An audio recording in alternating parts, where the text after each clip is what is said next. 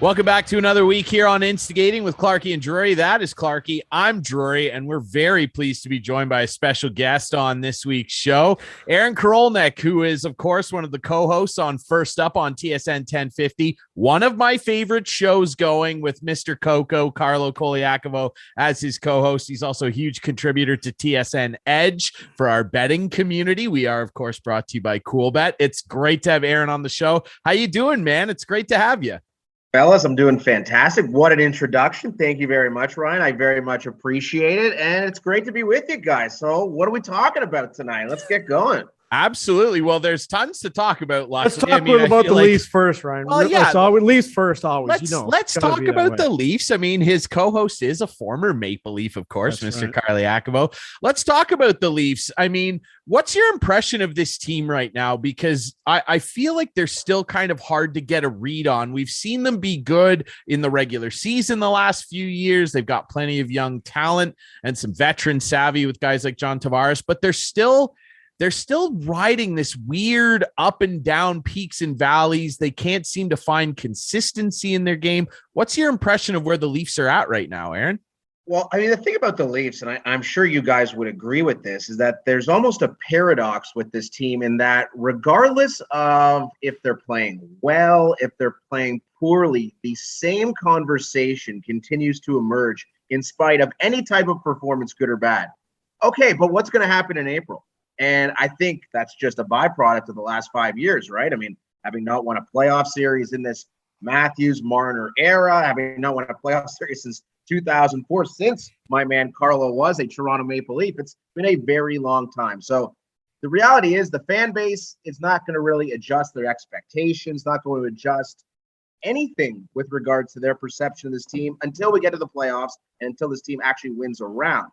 That being said, I think you look at kind of the highs and lows of the 13, 14 games they've already played.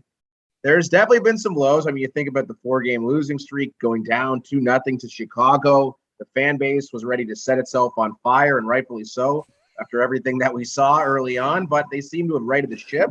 And yeah, Clarky, you were part of that. I was one of them. Yep. I Fire think everybody. there were a lot of people, myself included. It was tough to watch, and it looked like they just didn't care. And they have righted the ship. I mean, you win a bunch of games in a row, and the performance that we saw against the Flyers this week was very impressive. And it's just a matter of keeping it going, keeping it consistent over long periods of time. But at the end of the day, anything they do in the regular season, we saw it last year, gentlemen. I mean, on pace for 113 points in a full 82-game season. But who cares? They blew a 3-1 lead to Montreal, and we know the story that's emerged then. So it's a weird season for a team that I think has a lot of upside, but they're going to need to fulfill it, or it's just going to be yet another look at a team where you kind of shrug your shoulders and be like, well, that's pretty much what we expected. I'd love to get your read on Jack Campbell. I think he's an outstanding goaltender. The numbers are proving it this year. You know, all my buddies who are anti-Leaf guys, like, well, Ryan's one of them. As you can see, he's a Capitals fan. But no, I know. But what I'm saying, wait, just a second, Ryan. What I'm saying is they're always fast. Okay, for the last 6 years, they've always said, you guys should never win with Freddie Anderson. And now they're saying, oh, yeah, look, you get rid of Freddie Anderson. Look what he does in Carolina. But when you look at the numbers of Jack Campbell compared to Freddie Anderson right now, and I don't think there's any question who has the better defense. Well, if Carolina has a much superior defense, which a lot of people say, and you look at Jack's numbers, which are very comparable to Freddie, I think they're in the right position with Jack. Let's just hope he can make the big saves in the playoffs. But what do you think about Jack? Yeah, I mean, I'm totally with you. It's funny. You look at go to NHL.com, check out the stats for goaltenders. It's Freddie Anderson won in a bunch of categories, and it's Jack Campbell too. And the Leafs had both of those guys as recently as last season. And James Reimer's up there too. I know. It's all it's almost crazy. like the Leafs are a goaltender farm just waiting to be cultivated. And you might need to check out alternative locales in order to really sprout those roots. But yeah, I think you have to be extremely impressed with everything you've seen from Jack Campbell. I mean, the numbers are outstanding. Win-loss record, the goals against, the save percentage, his time as a Leaf. I guess the only question we had heading into the season was his ability to stay healthy and to this point, the lack of experience playing a large number of games. And I can guarantee you, if the Leafs want to do anything, making the playoffs to start and then going deep into the playoffs, Jack Campbell's going to play a lot of games. The entire season ultimately rests on his shoulder. No pressure, Jack. And I think that's a good thing for the Leafs because he's been really, really good. There's been so many examples of goalies with their first full workload, really thriving on that and emerging as a star goaltender, which Jack Campbell has very much emerged as in the last calendar year or so. So, I mean, if you're a Leaf fan, I think the number one thing you're confident in, I mean, the Mrazek situation with his groin notwithstanding, but Jack Campbell as your number one goaltender is rock solid right now. And that's when you have a stud number one like the Leafs do, that's the linchpin to any type of contending hockey team. So I think in that respect, they have to be very pleased with what they have in net. I completely agree. And for the record, I'm not anti-Leaf. I'm an outside observer of the team. I'm not. Don't let him. I'm not. No, I'm not diehard like you are. I went a different way, didn't I? But I agree. Like Jack, I think that he kind of strikes me in that almost Felix Potvin way, or Ed Belfour, even the guy that won them a series the last time they won a playoff series, in that he has a demeanor about him, Aaron. And I wonder if you agree, where it's not, I don't want to describe it as carefree, but he seems to kind of let things roll off his shoulders. He doesn't seem to get wrapped up in a bad game. He'll come out after games when he doesn't even need to, like the LA game this week, and say, oh, I let my team down. I let 2 points get away, when that's really not true. But then he lets it roll off and he comes out and has an excellent game against a team like Boston or Philly. Like he has this calm demeanor about him. And I really feel like he can be the guy that can be successful because, look, we know goaltending is super important in the playoffs, and it doesn't always take a Dominic Hasek type guy to win you a cup. Cam Ward did it. No disrespect to Cam. He caught a 2 or 3 year heater, and it worked out very well for him. Antti Niemi, that first Blackhawks Cup. I mean, Antti Niemi's career petered out in San Jose, but he caught a heater for a couple years. You could even say the same thing about a guy like Tim Thomas, who hit a very high on his heater. But Jack seems to be in that same type of mold, Aaron. Is that kind of what you're getting an impression of? Could not agree more with you. I mean, even looking back to Montreal last year in the playoffs, Campbell had great numbers. I mean, you can't lay the blame at Jack Campbell's feet for. I mean, yeah, there were a couple of games, maybe a couple of goals, namely in Game 7, that he'd love to have back. But for the course of those 7 games, Campbell was a really quality option in net. He's an interesting cat. I mean, by all accounts, you hear from his teammates that he is absolutely beloved, the nicest human being on earth. And Ryan, you mentioned how he comes out, and you're so right.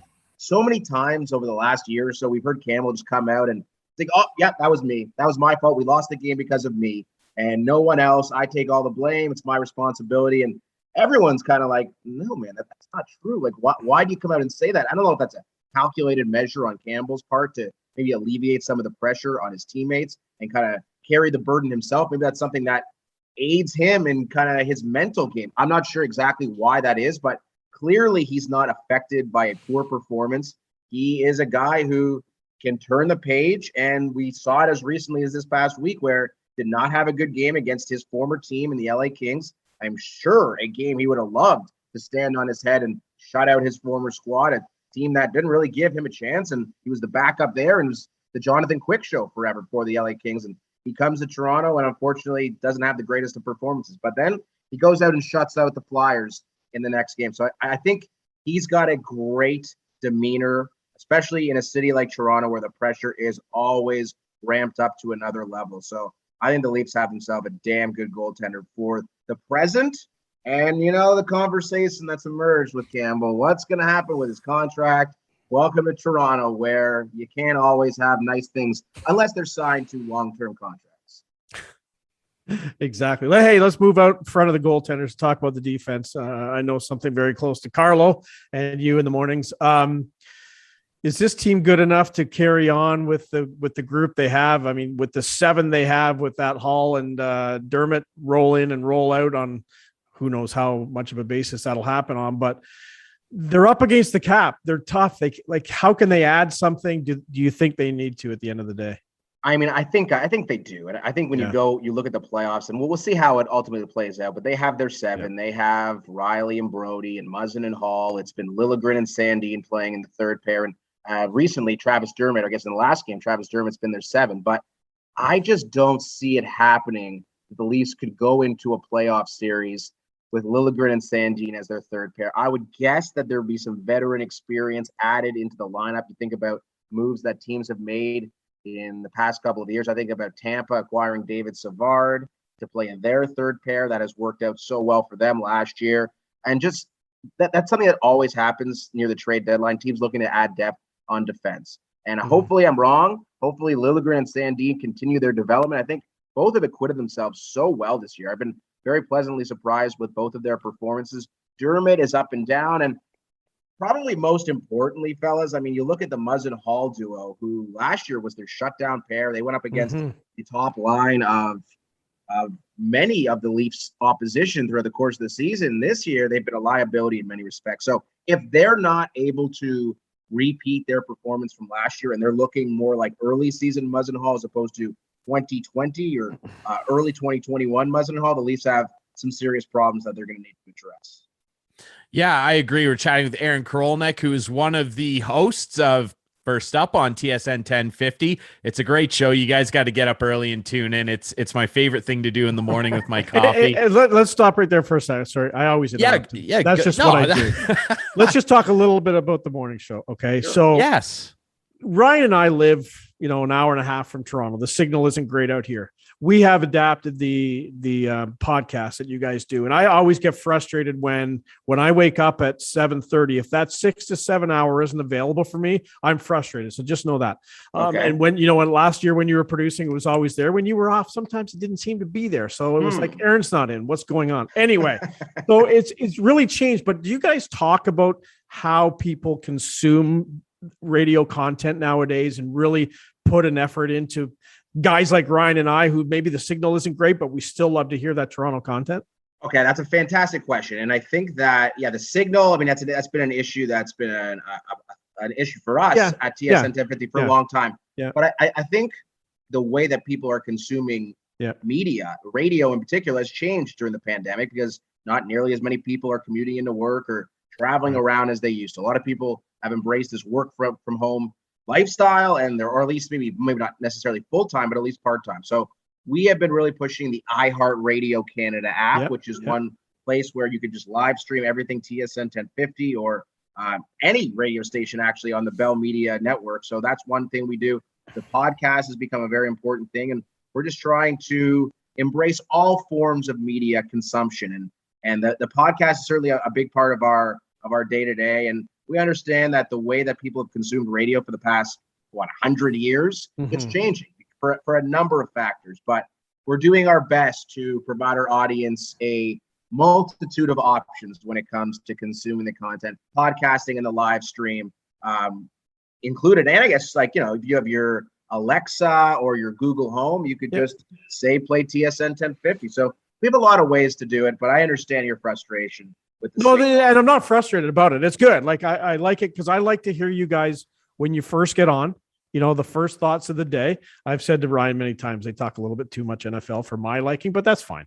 I like the way we do love the NFL. It's true. You do. That's fine. And we're going to talk Argos a little bit NFL too, because Ryan won't talk Argos with me. So I'm going to talk a little bit about them with you today, but it's just changed for sure. And it's when I'm in my car, I will stream it. I did yesterday.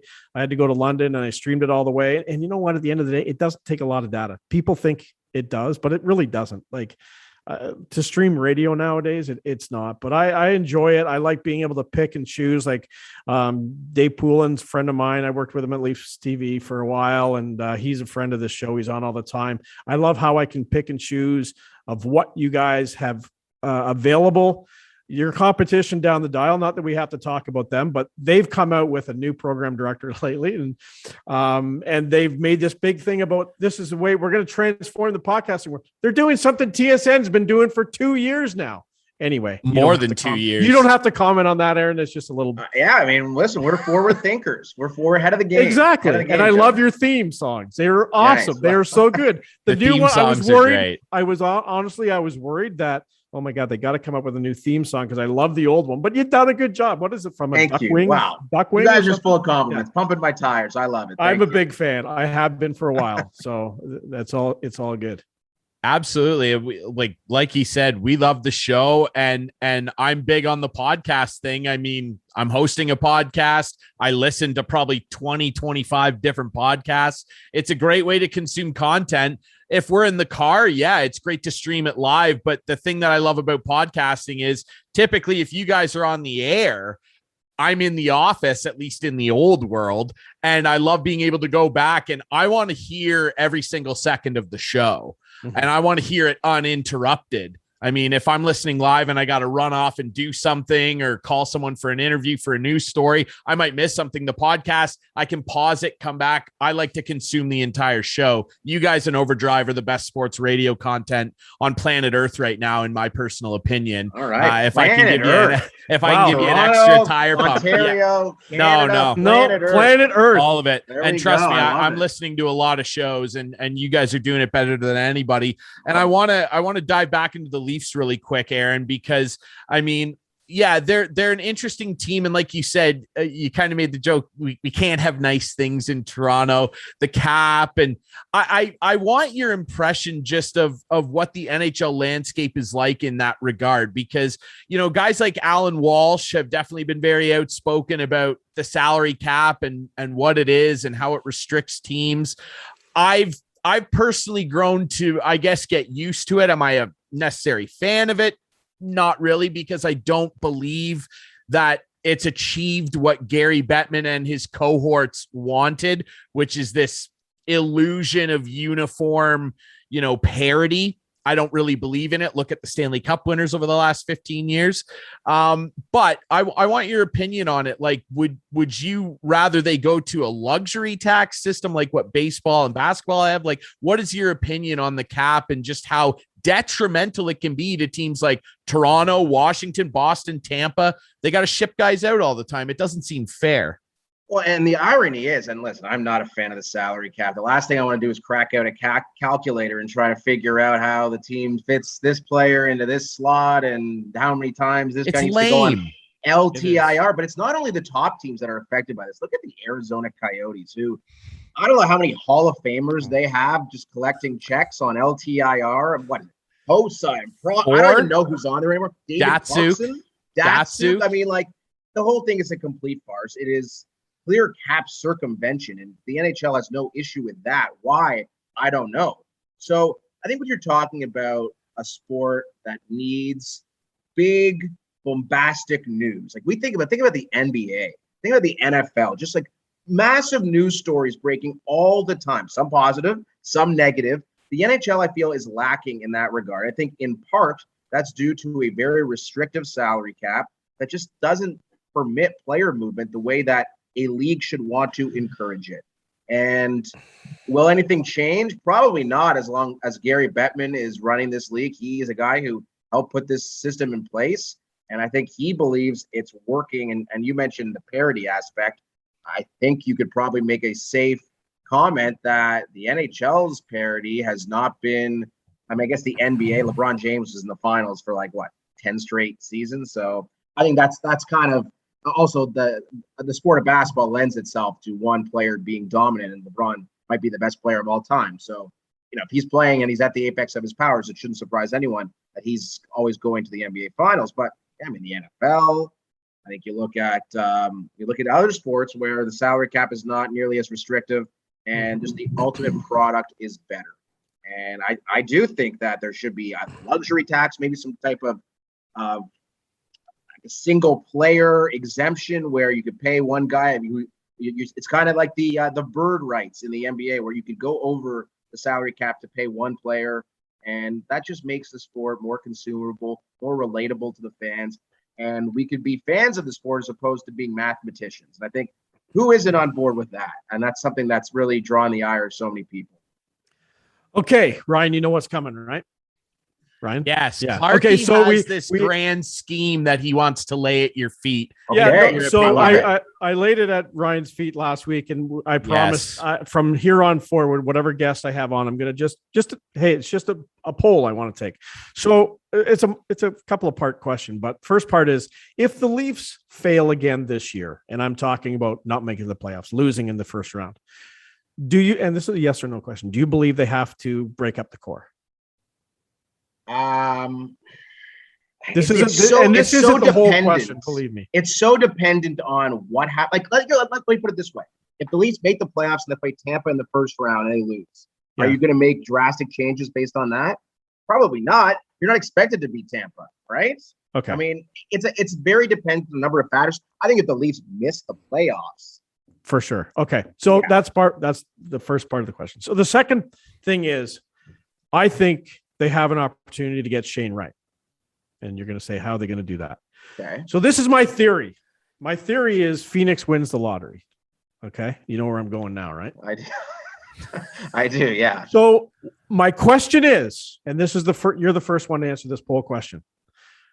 If the Leafs have the opportunity, do they at least address and look into trading Austin for the first overall? No, now hold on. You said that this was do they entertain it? Yeah. Do they entertain?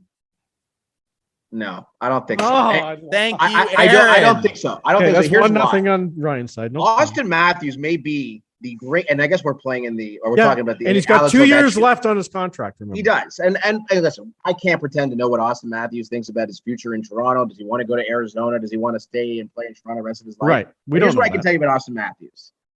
I guess Alexander Ovechkin aside, I think he's the greatest goal scorer in the NHL right now, and I think that's pretty safe to say. Certainly at even strength. He's an absolutely ridiculous talent. And Shane Wright may very well be as good as Austin Matthews. Maybe he's like Nico Hischier. I don't know. None of us know, but by all accounts, you're right. By all accounts, all the scouts say that Shane Wright is the next one. Maybe not McDavid, maybe not Crosby, but maybe not Austin Matthews, but he's going to be a hell of a player. I have family in Kingston. I mean, the numbers of emails that I get about Shane Wright, just like I almost like, okay, I get it. He's amazing. But I don't think that the Leafs could entertain that. Also, you got to keep in mind that, you're Kyle Dubas. You're Sheldon, I guess, whatever. Shanahan Dubas. This would not affect Sheldon Keefe. Are you really going to trade your best player for a 18-year-old and be significantly worse in the short term? Well, no, but hold on. You'll still have $11 million to play with. You would. But I mean, what are you going out and spending? I don't know. Is anyone close? I don't know. To Austin? Ding. Oh, no one's close to Austin Matthews. No, so John Klingberg is a free agent, right? So you're going to go out and pay John Klingberg $9 million? No, I guess. No. But it's a difficult one. I understand the if you use that on TSN, you got to give me credit. That's all I'm asking. I mean, it's an interesting. I mean, we'll see how the season progresses. I mean, if the season goes completely off the rails, there will be tank for Shane Wright, or maybe look at but they don't. Bedard but the Leafs wouldn't tank for Shane Wright. No.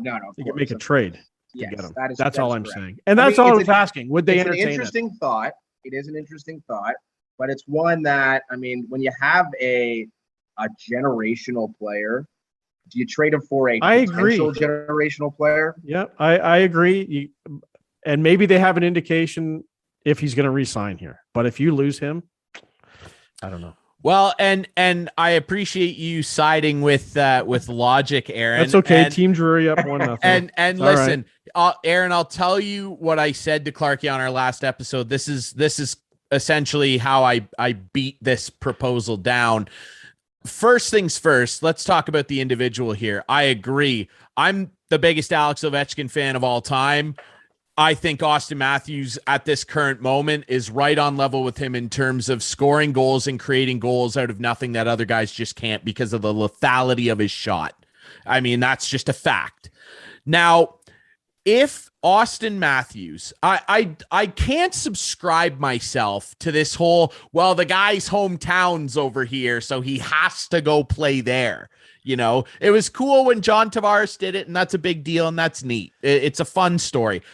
I don't care where the guy's hometown is. It just, who cares? Yeah, but how do you know he doesn't? You don't. Okay, but fine. Was Carlo thrilled to be drafted by the Maple Leafs? I bet he was. I bet he was, yes. And it's a special thing, and it's neat. But if somebody else is going to pay you more and give you an enhanced role somewhere else, I mean, is home that big of a deal? To some guys, it might be. And maybe it is to Austin Matthews. But my point there was, if Austin Matthews legitimately in 2 years' time, because they're not going to be any better than they are now. As a matter of fact, I don't even think they'll be in Arizona.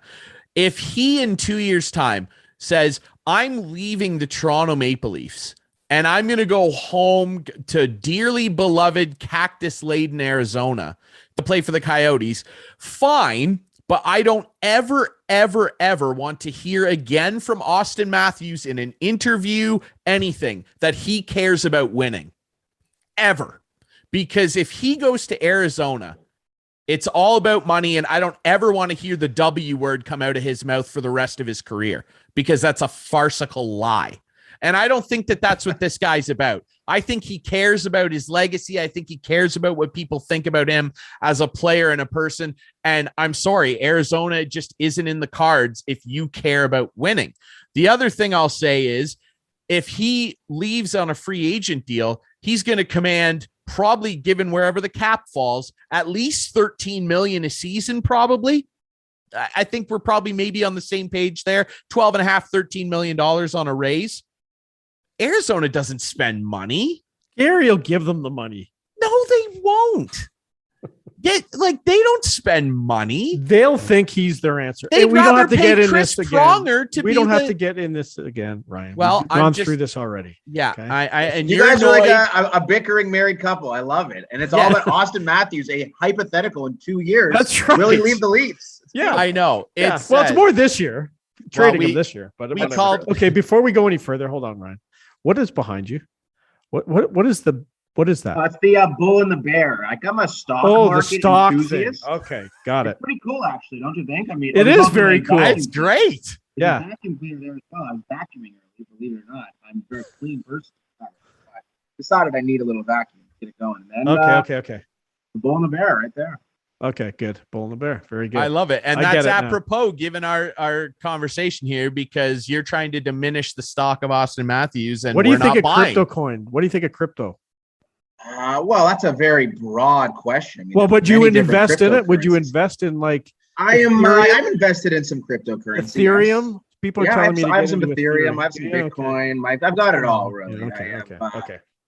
I got some friends who are deep into it, far more so than I am. And let's just say there was some FOMO about a year back, and I had to indulge as well. And it's been working out very well. Good. But that could all change tomorrow when it comes to zero. So who knows? Yeah. Okay. Yeah, you never know. You could be cashing it all in or buying a Tesla. You never know. All right, let's move on from if you're okay, Clarky, can we move on from the Leafs? We can. Yeah. Okay. Yeah. Let's talk about the Blue Jays. I want to cover all the Toronto sports scene, because I know you guys have been talking about it as well. And Overdrive's been touching on a lot. Obviously, we're heading into the winter meetings, the GM meetings. A lot of talk, obviously, circulating around Marcus Semien, who I think we're reserved to the fact that he's likely gone, wants to go back out west. Seattle's a player. Robbie Ray, though, I'd love your opinion on Robbie Ray, because I heard a number of guys on the station coming on and talking about how this could be an issue of years.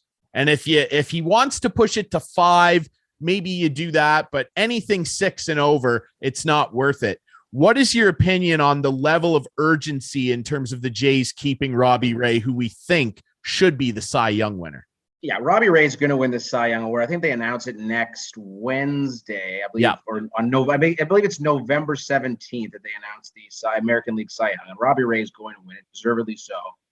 That being said, would I be keen on giving Robbie Ray a deal, $25 million over 6 years, if I'm the Jays? And listen, I know, going back to the salary cap conversation, that is not applicable to Major League Baseball. The Jays could spend as much as they want. They're owned by a $25 billion corporation that is in the throes of a serious battle at the top of the hierarchy. Nevertheless, I wouldn't be overly keen on giving Robbie Ray $150 million over 6 years. I really wouldn't, especially considering I think the Jays are actually in pretty good shape as far as their starting pitcher group without Ray. And they're going to have to pay Barrios, who's going to get a big ticket. He's awesome. He's younger than Robbie Ray, has less mileage as well. So if you go in, let's just say hypothetically, Robbie Ray walks, Semien walks, it's a lot of money you have to throw around, and how you decide to utilize that cash. I mean, that's up to Ross Atkins and Mark Shapiro, but you start off with Barrios, you start off with Ryu, you start off with Manoah.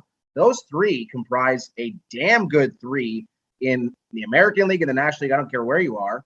Maybe you could add a top quality fourth starter, or maybe it's Nate Pearson. Maybe you bring back Steven Matz. But I think the Jays, with or without Robbie Ray, are in good position as far as their starting pitching goes. I mean, depth is of the utmost importance. We've seen that time and time again over the course of a Major League Baseball season. But that being said, I think they're in good shape, and I don't think that they should be looking at Robbie Ray as a do or die situation. I think they can find ways to spend and allocate their money. The replacement for Semien is really important. He hit 45 home runs last year.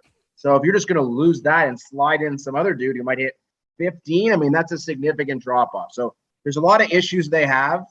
That being said, I mean, if you're the Jays right now, I mean, I think you're hitting a crescendo as far as your fan base goes.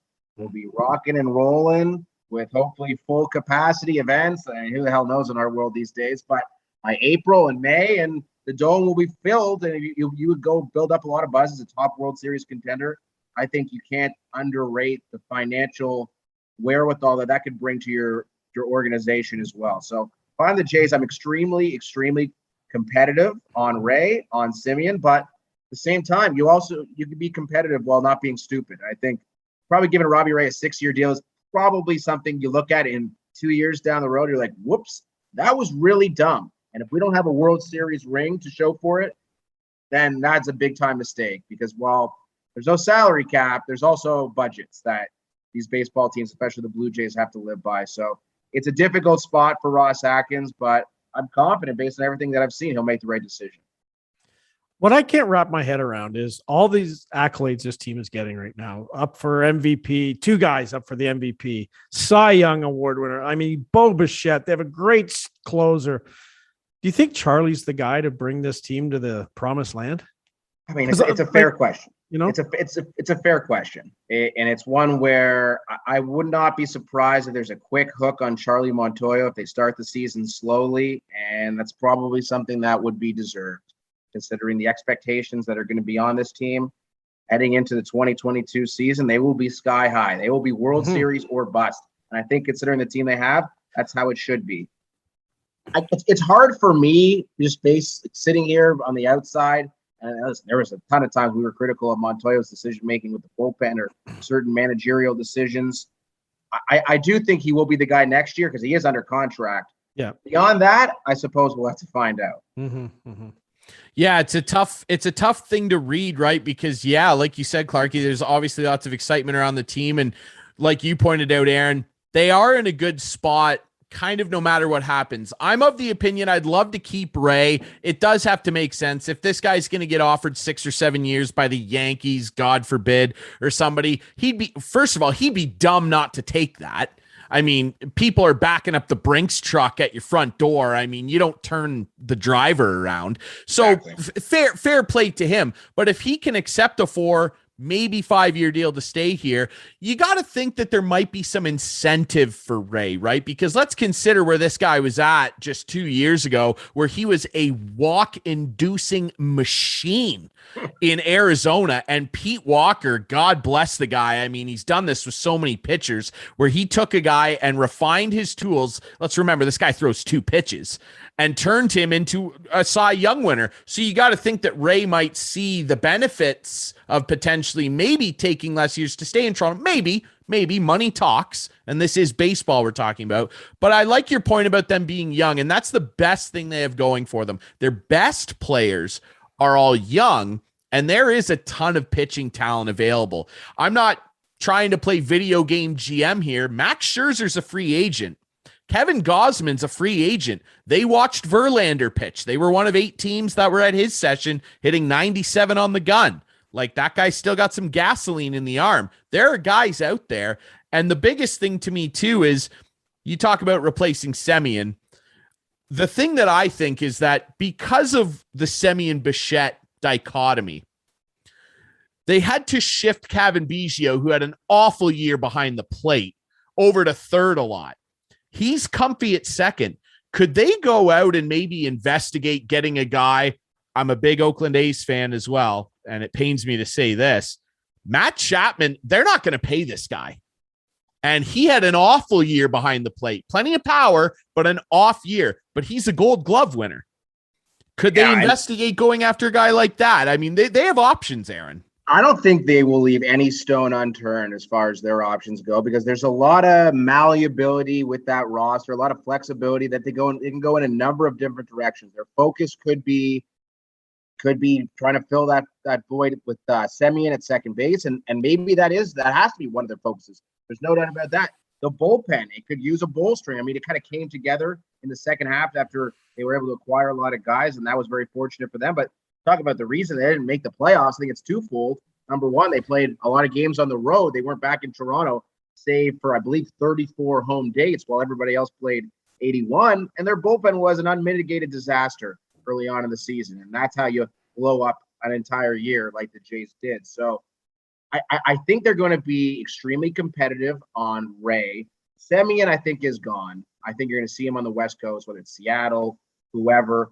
But whether it's a trade, whether it's a free agent, and we've heard the rumblings with Oakland. It sounds like their entire team is available. You want to go trade for Bat Boy? You want to trade for whatever with that organization? They'll hook it up. The owner, please. Yeah. Just hook it up. We'll just write a check and we'll send it over via FedEx. So that's how it looks to me via Oakland. And I think, that's how they need to explore. And that's, from my understanding, based on everything that I've read and I've talked to people about, that's how they're approaching this offseason, which I think is a very good thing. Yeah, Oakland's in trouble, and let's remember they've got plenty of pitchers available too. It sounds like Montas, unbelievable pitcher. Chris Bassett's a freak. The Jays could sniff around there. Oakland is once again a picking ground for every team who's got a half decent owner that doesn't have a silver spoon in his mouth. Clarky? Yeah, I want to change topics if I could, because Aaron's got to get to bed at some point. We got to get moving here. So he is up early. But I just want to quickly talk about the Argos. We had Rod Black on this show back before the season started. He is a legend. Back before the season started, and I said, is it hard to talk and predict what these teams are going to be like this year in the CFL, because we missed a whole season and who's coming back and everything else? He goes, no, the Argos will suck. And I'm like, well, we know what happened to Rod. So that prediction didn't happen. Unrelated. I'm kidding. It's unrelated, but I think they're legit. I like McLeod Bethel Thompson. I like Nick Arbuckle too. I was sort of surprised they traded him, but is this team good enough? Like, can they have a big game Friday night against the Ticats? They beat them. They have first place. It would be nothing better in my mind than for them to go in to Tim Hortons Field, Grey Cup, and win the Grey Cup on Hamilton soil. Well, I think the Argos are legit in that if they play at home in the East Final, they have to win on Friday night. I think it's a must win because the home road splits with this football team are drastic. Yeah, they are pretty bad. They're actually honestly terrible on the road. They've been awful. They've gotten blown out a number of times. They've had their worst performance of the year. They almost lost to Ottawa last week on the road. A game they probably should have lost if it's not for the incompetence of the Red Blacks. But at home, 5-0, they've beaten Winnipeg at home, a game that the score reflected something that didn't actually transpire. The Argos dominated Winnipeg that game. It was one where there was a pick six, a fumble recovery for a touchdown for Winnipeg. Their offense did nothing against the Argos. So I think if the Argos can win Friday night, host the East Final, you get to a Grey Cup. I mean, if 2017 taught us anything, the Argos taking on a Calgary Stampeders team, that was way better on paper. Yeah. And there were some weird plays. You think about the Ricky Ray to DeVere Posey touchdown, ultimately leading Posey to Grey Cup MVP. You talk about some interceptions and fumble recoveries that led to scores for the Argos. In one game in football, in the CFL especially, you never know what happens. But the only way you can find out if you have the luck on your side is by getting there. And I think for the Argos, they need to play these games at home. And it's not like the crowd down at BMO is giving these guys the bump that they need. This is not like Arrowhead with the Kansas City Chiefs. Not that, but for whatever reason, the Argos play really well at home. And I think they need a home date. And that starts Friday night against Hamilton. Yeah. And let's be honest, it's probably it's definitely the nicest field in the league. They went from one of the worst to the best with the natural grass there. So let's hope they can win. Ryan, you want to just wrap up with the Raptors? If you want to talk Raptors, go ahead. I'm not a big fan. Well, we can. Not a big fan. Are you aware of Scotty Barnes? Are you aware of what this cat's up to? Yeah. Let's talk. I'm a fair weather Raptor fan. I'll admit it. Okay, fair enough. Let's talk quickly about that because I got to dig into some NFL with you quickly before we let you go. But Scotty Barnes, I mean, boy, they're looking pretty smart right now. There was the debate, the Suggs, Barnes, and Suggs is a good player and he's off to an okay start himself. But this kid is a two-way force. Like he looks like I mean, Kevin Durant is splashing praise all over this kid. He's pretty impressive, and so are this group of young Raptors with older guys like Van Vliet chipping in. OG's gone to another level. Pretty darn impressive. Good building blocks, it looks like, Aaron. I mean, I'm with you, and on the subject of Scotty Barnes, like I've been shocked with how good he's looked. Like, keep in mind, this kid is 20 years old. He played point guard at Florida State last year. Now he's playing the 3, he's playing the 4 in the NBA. He's guarding guys like Jason Tatum, Kevin Durant, James Harden, like the best offensive players of this generation. He's acquitting himself very well. Where these guys are going in press conferences and being like, man, sheesh, I believe was the term that Durant used with regards to Scotty Barnes. So I think you have to just another tip of the cap to Masai Ujiri and Bobby Webster and Dan Tolzman, the Raptors staff, who once again have hit on a gem. And that's what Scotty Barnes is. Is he going to be a number 1 on a championship contender in the not too distant future? I mean, anything is possible. Seems like a little bit of a stretch to me, but I wouldn't rule it out. This kid has unbelievable talent. The skill set, the athleticism is all there. By all accounts, work ethic is off the charts as well. The Raptors hit gold with Scotty Barnes, and it's all about guys like OG and Fred Van Vliet, Precious Achua, and certainly Pascal Siakam. You can't rule him out as far as being a massive contributor. Still probably the best player on this Raptors team. There's a lot of things to like. Will they be able to put it together this year and make a run at the playoffs? I believe they can. I agree. And yeah, don't count out Spicy P. This guy is still a factor. I mean, oh yeah. Now let's talk about something spicy from the NFL world. You love football. Carlo loves it. I love the NFL. There's no sport that's more fun to bet on than the NFL. Really quickly, Rams. They're already off to a pretty good start. They've had a couple dud losses, sure, but Stafford's fitting in there. McVay and the guys are flying. They had OBJ the other day. I mean, does that, if they weren't already on top of the Von Miller move and some of the moves that they've already made, getting Stafford in, if they weren't already your Super Bowl favorite, are they now? I don't think Odell Beckham Jr. moves the needle and all. Actually, if you look at the odds in Vegas, they didn't change at all in spite of OBJ signing there. So I don't think that should be surprising. I mean, he's the clear number 3 on the Rams behind Kupp and Robert Woods. That would not be a stretch. Cooper Kupp is having one of the great seasons we've seen in the NFL in a very long time. He's been incredible. And OBJ, I think, is kind of a complementary piece in this offense. And I think if you're him, you look at the situation, you have a stud quarterback, you have a team that's guaranteed to make the playoffs, and you have a situation in which you're not facing double coverage. You're not facing any real focus from defenses who have to worry about Kupp and Woods just all over the field at all times, not to mention a running game with Darrell Henderson, who's been hit or miss. When he's been in the lineup, he's been pretty good as well. I don't think that this changes my perspective on them being Super Bowl contenders because I already thought they were. And I think Von Miller, when he's back in the lineup, will be a more impactful piece than Odell Beckham Jr. by a large margin.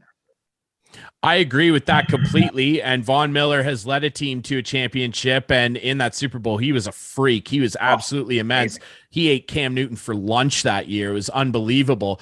Who is your Super Bowl favorite? Is it the Rams, or are you feeling a little bit better about somebody else? I mean, the Bills, boy, did they trip over themselves last week. But are they still your favorite? Because preseason, I felt like the Bills were the favorite, certainly from the AFC.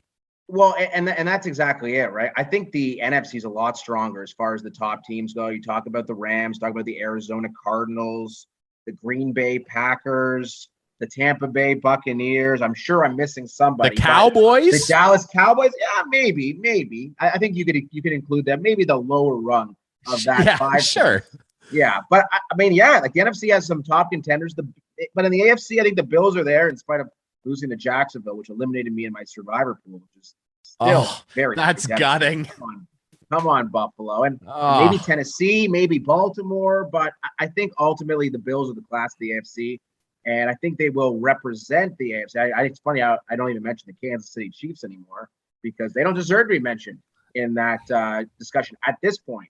But that change by season's end, I think that's certainly a possibility. But because I have not liked what I've seen from this team offensively, forget what we've seen defensively, which is complete ineptitude from them this year. I mean, they've been terrible defensively, but Mahomes, Tyreek Hill, Kelsey, I mean, I think it says a lot to me that Odell Beckham Jr., who was rumored to be honing in on Kansas City amongst other teams, decided not to go there. Maybe that's a little foray into how he views the KC Chiefs for the next 8 games or so leading into the playoffs. Yeah, you can't count those guys out, but we've seen teams like that stumble before, and they are stumbling right now. But I agree, the Bills are still the class of the AFC, and Aaron Korolnek is the class of morning show hosts in Toronto Sports Radio. Wow.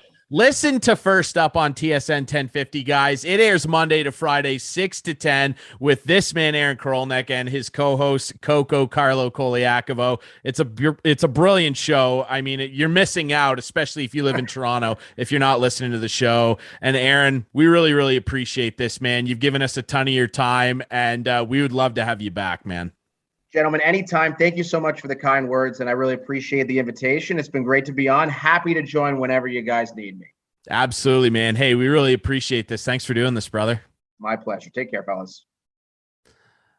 Back here on Instigating with Clarkey and Drury, and we really, really appreciate our buddy Aaron Korolnek from First Up on TSN 1050 for joining us. Boy, I love when those guys. Yeah, sorry. Go ahead. No, well, I was just going to say, I mean, we must be doing something right in the early life of this show, Clarkey, because we reach out to guests and are like, hey, can you come on for 10, 15 minutes? And all of a sudden an hour goes by. Well, and yeah, but they don't want to say, yeah, as a guest, they're not going to say, hey guys, I got to go. Right? No, yes, well, so we need to tell people they're going to be on a half hour. They're going to be on a half hour. But anyway, for sure. Yeah. But again, it's great to have people like that on, and Aaron is, I mean, he's just crushing it. Like, yeah, we certainly pumped his tires, like he kind of jokingly said. It's a good story. It. He does. He's good on the air. He's good. It's a good story. He knows his stuff. He's good.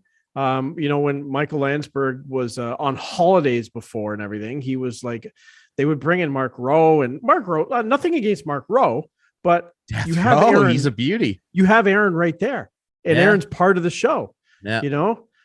So it's good that a guy like that got recognized, and they gave him the gig. It's good. It is good. It's a positive story, and I feel like that station in particular, in terms of sports content, is doing a great job of making the ancillary people around a show part of it.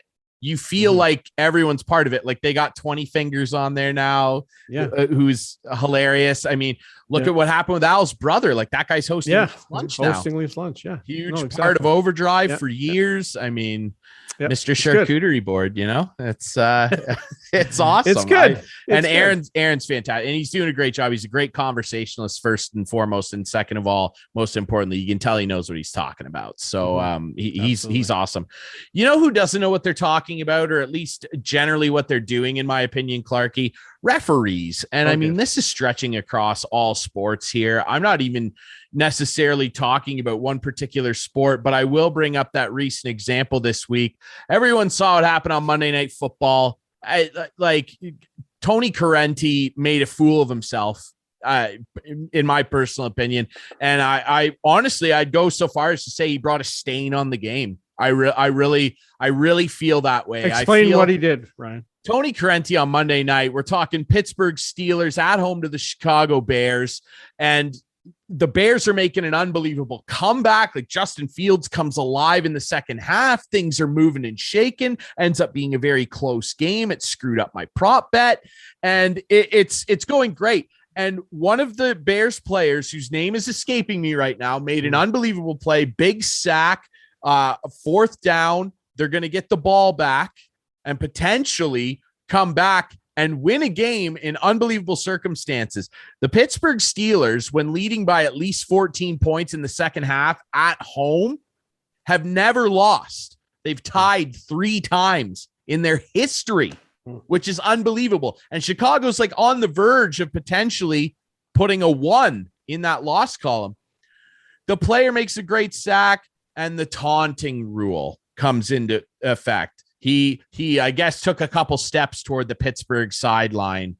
And then on his way off the field, Tony Correnti, this is what I want your opinion on. Do you think refs should start? This is a conversation that's been bandied about for a few years now. Do you think refs should start having to do press conferences after controversies? Absolutely. Because Tony Correnti, if he didn't hip check that guy, or in the very least, he saw him come in and he backed up into him, no question. And I want an explanation. I want him to take center stage and explain to the masses what the hell was going on there. Because listen, I don't want to sound defamatory here, but this is going to sound defamatory, and I apologize to whoever this may offend.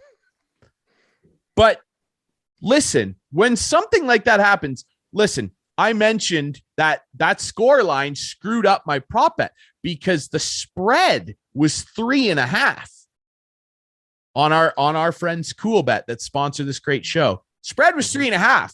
They won by 2. Right? Now, when things like that happen and you see a weird, innocuous instance like what we saw with that ref, things start to come into your mind of, that's pretty interesting, because now Pittsburgh kept the ball.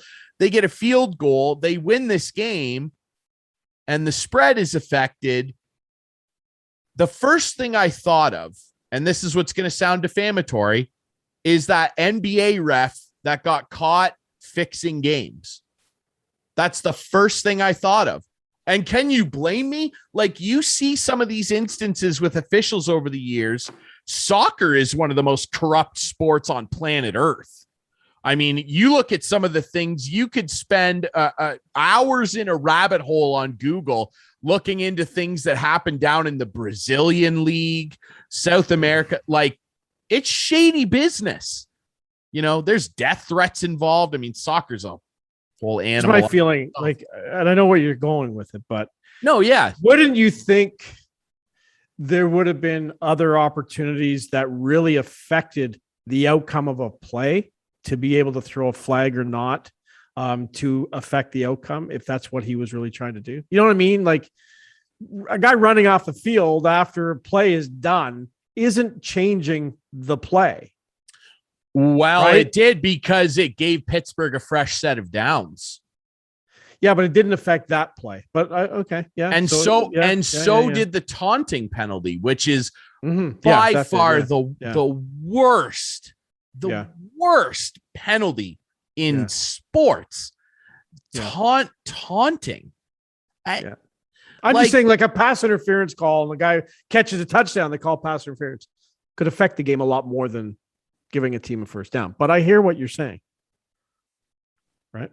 Materially, because a touchdown occurred on the play you're referencing, but the first down occurs off a bogus call, and then a touchdown happens the very next play, maybe. Yeah. Like, first downs are everything. That's the lifeblood of your offense, is getting first downs. Yeah. And the other problem I have with it is that if you're holding as a league players to such a high standard with things like fines, and you can get into the nitty gritty of how ridiculous or fair some of the fine systems are, whatever, you're expecting the players on the field, in this case, the ice, the hard court, whatever, to be at a high standard.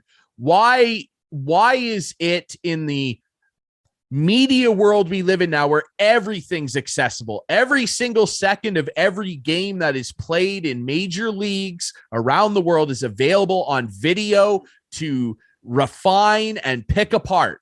Why should we not demand the same for officials? What is so sacred about these guys? And in the instance of guys like Correnti, and geez, you want to talk about egos, baseball umpires? Why should, if Angel Hernandez and Joe West are going to go out there and have this big ego and take over games, why should they not be beholden to answer for some of the things that they blatantly screw up after games? I don't know what the argument is for that. We're fueling these products as fans. I feel like when something like that, that's just really unanswerable. I don't know what defense he could cook up. Yeah, I don't know. But they won't let them talk. You know as well as I do. They won't. But they should, but they won't. It's just the way things are. Like I don't know. And I'm not saying I'm one of these people, but it fuels the conspiracy theorists. Donaghy, I think that's who you were thinking of. Tim Donaghy, the NBA ref. Yes, who was caught and went to prison. Yeah. For fixing games as he should have. Well, 100%. And that's the thing. And I didn't mean for what I referenced earlier to sound defamatory, but you think of these things, especially for somebody who, and whatever your opinion of this is. And again, I'd remind everybody to gamble responsibly, play within your means. But for people like me that enjoy gambling on a minuscule level, where I like to invest a bit of money and gamble on sports, it's one of my favorite things to do. When you see something like what happened with Tim Donaghy happen once, inevitably for the rest of time, you're going to go, well, that can't be the only one. And then you see something like that happen and you go, it's an eyebrow raising. Oh, stuff, yeah. That's a Jim Carrey eyebrow. That's a Dwayne The Rock Johnson eyebrow. I can't do it like The Rock, but absolutely. It makes you think. Yeah.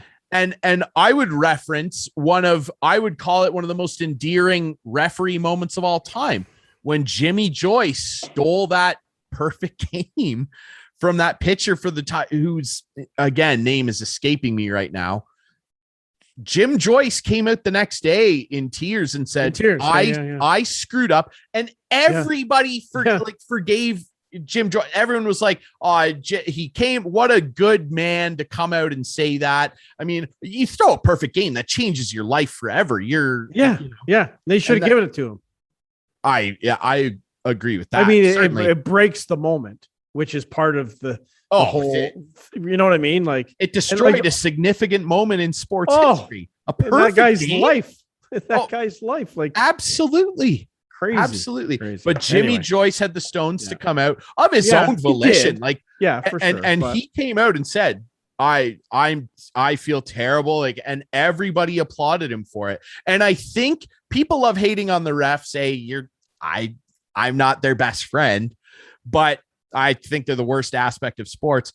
But we should get our friend Brian Lewis on and talk about this one day, and maybe Jim Cressman as well. Oh God, we could do a little officiating. We could do a little officiating round table. That'd be fun. Yeah, we could. It would be fun. That's actually not a bad idea. You can throw your crazy Austin Matthews theory at them too. See what they think of it. You're up 1-0. 1-0. Yeah, that's right. I wrote it down. Team Drury's leading 1-0. It's okay. A team I didn't even ask to be on. There's lots of time left. Hey, this show, of course, brought to you by the Listowel Squash Court. The ladder's going on as we speak. Yes. 2 victories for Clarkie this week. 2. Ooh. Moved up 6 spots. Look out. What's that put you at 12? If my math's right? It's something like that. It's something like 12. We'll call it 12. I'm moving up. Going around the clock. He's moving up. Haven't lost. Unbelievable. He's 2-0. Yes, check out our friends Listowel Squash Courts. They're on Facebook. You can book times very easily. It's a great facility. Go check it out. Join Clarkie's Men's League. Get involved. I mean, it's a great game. Go check it out. They're awesome over there. Our buddy Alan will hook you up. All right. We are brought to you, as always, by CoolBet as well. They've got a lot of great promotions going on right now. Remember, gamble responsibly, gamble within your means, folks. But if you want to lay some heat down, NFL's rocking and rolling. The NHL, I've won some money on hockey recently. Love that. Get involved with our friends from CoolBet. It's easy to get an account and get rolling. Clarkie. 11th. You're right. I'm 11th. You're 11. Okay, I said 12, but hey. It's all good. 11. That's one better. Let's give you credit. Yeah. I'll print Steve Sabrin, by the way. Oh, our friend Steve Sabrin. Got to get going. He's taking a little break. He's down 23rd, but he will move his way up fast. How many guys are in this league really quick? 25. 25. And it's still by far, like, not even close. It's still Jacob's ladder, just so you know. Right. Okay. Jacob's it's not lost. Still Jacob's ladder. That's good. Yeah. Steve's got to catch that cat scratch fever and get rocking and rolling and climb his way up the pole here. Alan MacArthur, the owner of the courts and our friend, he's 7th. So he's very close to my to a challenge from Clarky. It's coming. I'd actually pay to see that. I would actually gamble some money. You don't even have to pay to see it. You can come over and you can watch it. Okay. Yeah, I'll do that. I will tell you when we're playing. I love it. Yeah. All right. Deal. Awesome. It'll be hopefully sometime next week, as long as I win my next match. Beautiful. Fingers crossed. I can't wait to see a Clash of the Titans on Jacob's Ladder at the Listowel Squash Courts. All right. We're also brought to you by CoolBet. We appreciate their support. We appreciate your support. We're on Facebook. We're on Twitter. Share our show on social media. Follow us. We're on all the best podcast apps where you can grab the show and listen anytime you want. Hey, we're on YouTube as well. If you want to watch us scream and yell at each other and instigate each other, that's the spirit of the show. Thanks to Aaron Korolnek from First Up on TSN 1050. We'll be back next week with more instigating with Clarky and Drury. Stay tuned. Argos. I was scared for a second. Tune in next week. Argos.